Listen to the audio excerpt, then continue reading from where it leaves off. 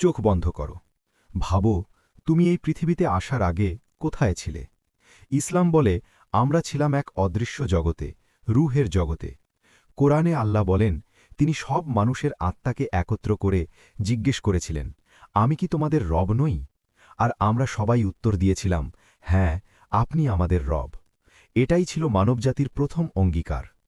মহান ইসলামী গ্রন্থ কিতাব আল রুহে ইবনাল কাইয়িম লিখেছেন, রুহ ছিল এমন এক জগতে যেখানে দেহ ছিল না, সময় ছিল না, কিন্তু অস্তিত্ব ছিল।